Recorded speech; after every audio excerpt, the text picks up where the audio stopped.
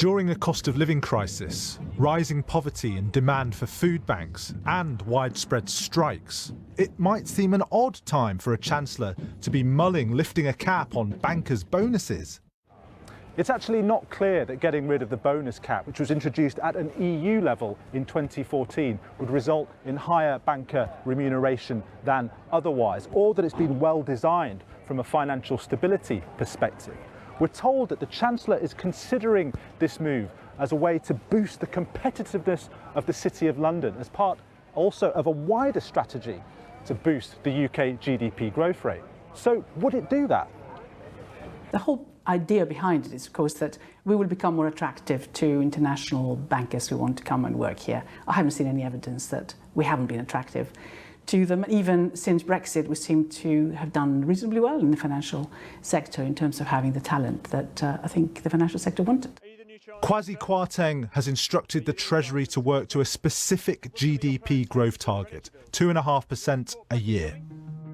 Is 2.5% GDP growth feasible? Well, in the 1950s and 60s, we often had growth of over 5%. In the 1980s, growth was around 3.3% on average. In the decades up to the 2008 financial crisis, we had 2.7% growth. But after the financial crisis, up to the pandemic, we only had growth of around 2% a year. And it's this downward shift over the decades in the growth rate that makes some economists sceptical about the feasibility of getting back to that 2.5% rate.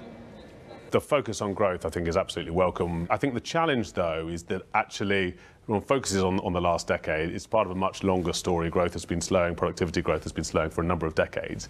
And you've got really some pretty big structural factors at play, particularly around demographics and particularly the shift into lower productivity services. And those are going to continue to be headwinds over the coming decades. And so, you know, policy can make a difference, whether you can get from where we are now back to 2.5%, given those really strong headwinds. I think that is going to be very challenging.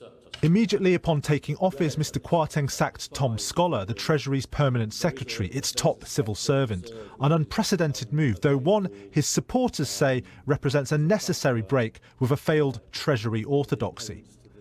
But some worry about the effective politicisation of the civil service that the dismissal implies.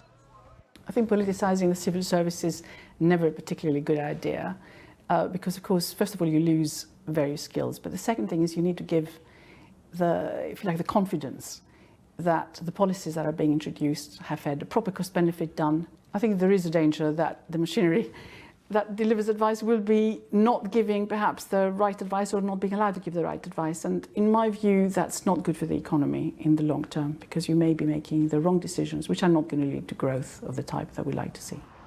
We know there will be tax cuts from Mr Kwarteng's fiscal statement next week, which he says will help boost growth. Some, though, have drawn comparisons with a previous Tory Chancellor, Anthony Barber, who cut taxes in the early 1970s, but ended up overheating the economy. There are precedents in history, and you look at sort of Tony Barber's budget speech in 1972 saying, my tax cuts are actually going to be disinflationary. That obviously didn't work out well for him, and I'm sure the Treasury are there making those points. Look, if you just pump more money into an economy which is, you know, already basically at capacity, all you're going to do is push the bank to raise rates even more aggressively, and that potentially could end badly.